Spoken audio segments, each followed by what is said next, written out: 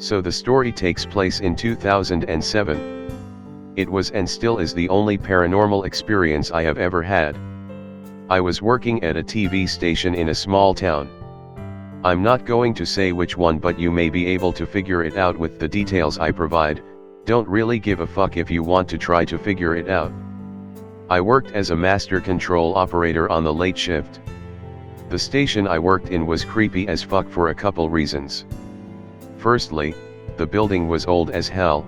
A lot of the structure of the building used for storage and the area where the transmitter was just in absolutely horrible condition. Cracks in walls, broken lights, exposed wiring, etc. In retrospect, it was probably actually pretty dangerous. The other reason this building was so creepy was that at one point in the 70s, it fucking burned down, and it was rumored that several people died in the fire. I have never been able to confirm this, though I've been told specific names of the deceased. Being the cheap bastards the family that owned the place were, instead of rebuild all of the building, they kept part of the fucking thing that stayed up and rebuilt a new part onto the remaining standing part. When I worked there, the original part of the building was now entirely condemned and all but falling down. There were 2 floors of the original building. A huge room that used to be a bowling alley, and an upstairs part that was used entirely for storage of old files and records.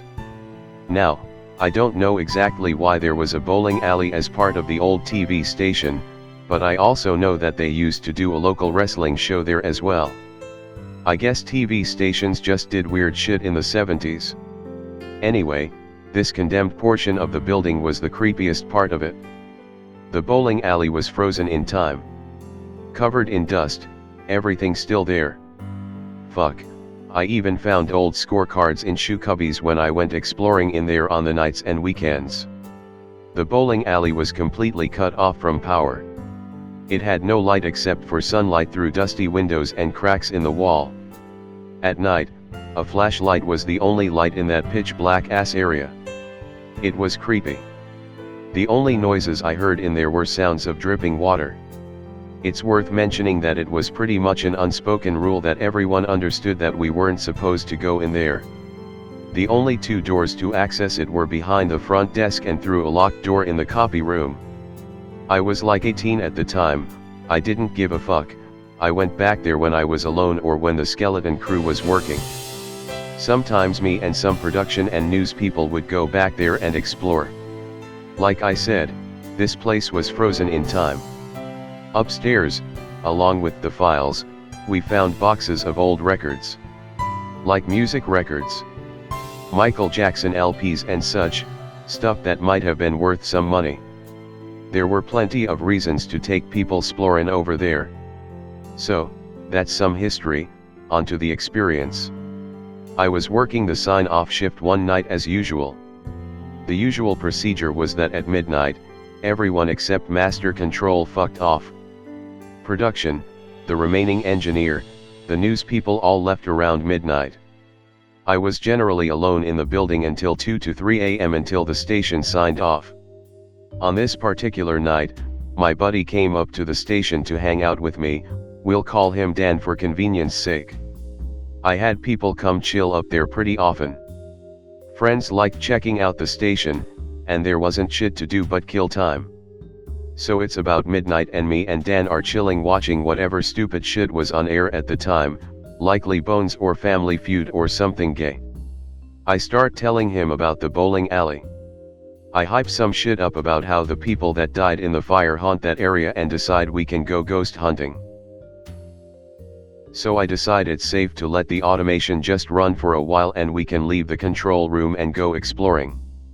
I take Dan or Dave or whatever the fuck his name is for a tour around the outside of the building first, showing him how fucked up it is. There were literally transmission lines going up to the tower that were held up on supports built on crumbling sheetrock. There was a sticker on a door that was bolted shut to the bowling alley that read "Watch for overhead wires, you can be killed." God damn, that place was jank. Anyway, I give Dan the usual tour I've given to like 5 people by now. Usually it was bitches because bitches love a brave man in a scary as fuck place.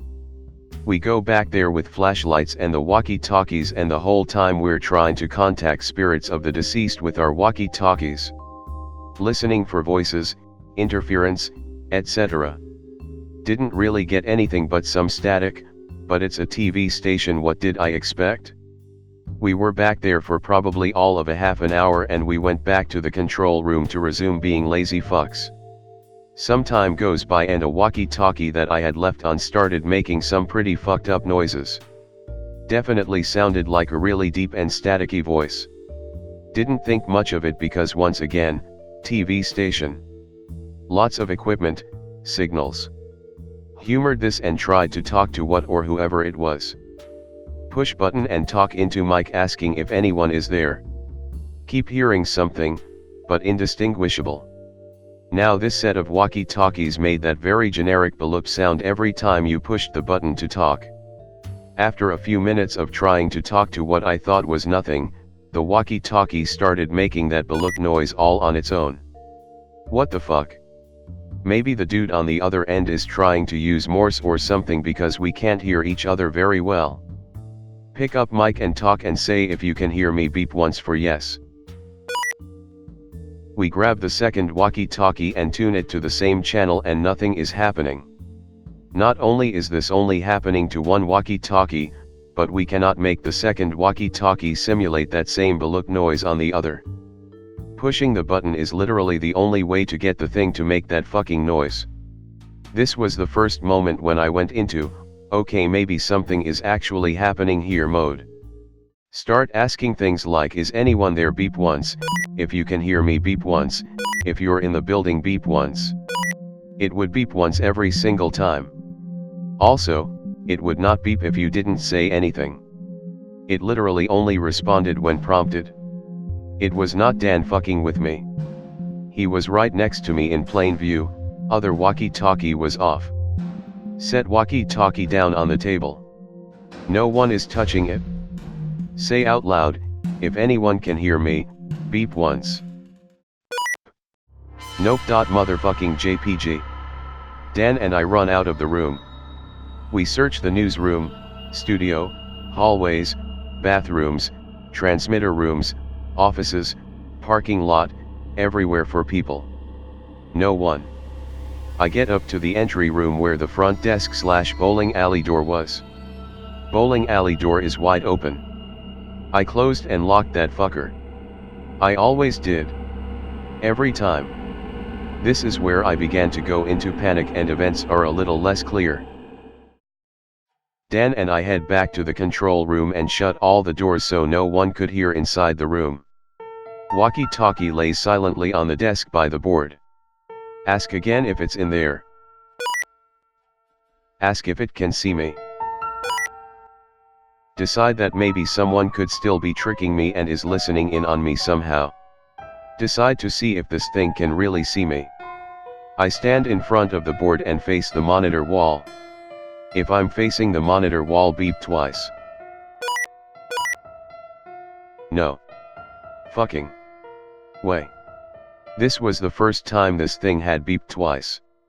I turn 180 degrees.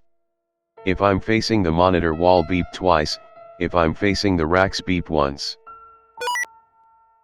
I didn't believe it. I tested it again and again and again. Turning to different orientations and asking for different numbers of beeps. It got it right. Every single time. I'm panicked. It's now like 2:20 a.m. and I haven't logged break times for over an hour. I can no longer do my job. I am so fucking terrified. At some point, Dan and I just accept that we are in contact with something otherworldly. I ask it if it came out of the bowling alley. It did. I ask if it died in the fire. It did not. I asked it if there was a God. It said there was.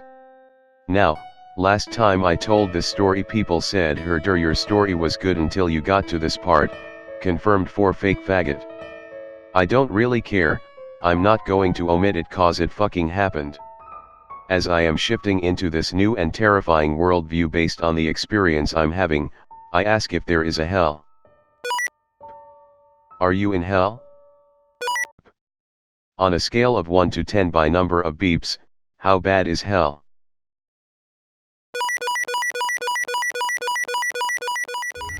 It wouldn't stop. I start crying. I don't remember how many times it beeped before it finally stopped.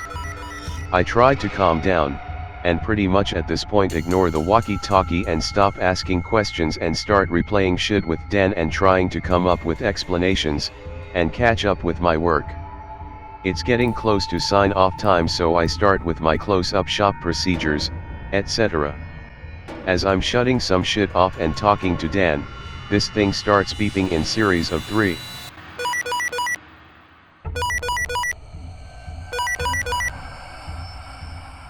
Start trying to determine and ask it some important of 3. It's like 2:45 a.m. 3 o'clock. Sign off. No. Is something going to happen at 3 o'clock? Fuck this.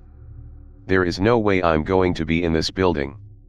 I set up the automation to automatically go to color bars after the national anthem and just go ahead and turn off the fucking transmitter 15 minutes early. Fuck this walkie-talkie, turn the fucker off and throw it on the charger. Dan and I go outside into the parking lot, he leaves. 3 a.m. comes. Nothing happens. Wait and see what happens because I have to go back inside to load the next day's playlist. Nothing. At like 3:02 I decide, scared as fuck, to go back inside. As I'm walking back towards the door, I hit the deck after I heard an ear-shattering clap. Wobbly wobbly wobbly come. And then the sound of something fucking electrical like shorting out. The huge boom came from our main network receiver dish. The thing is like 30 feet in diameter and up on a huge robotic tripod.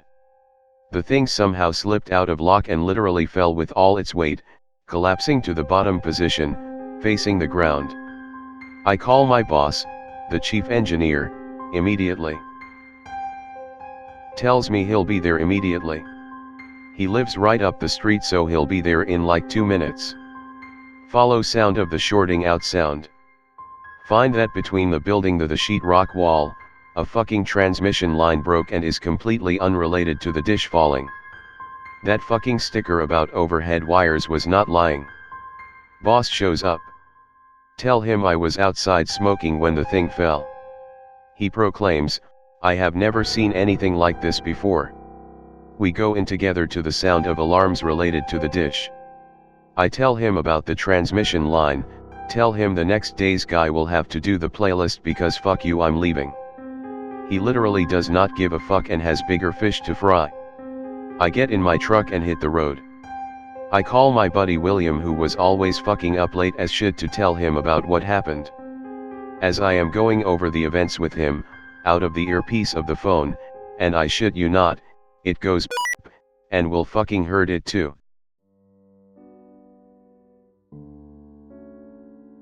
This is exactly how it fucking happened.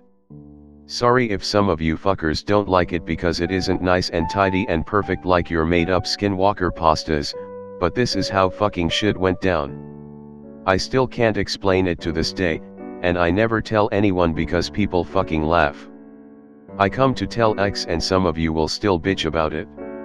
Well, file this fucking story away under true pasta because I did not just type all of this shit up to just be dismissed.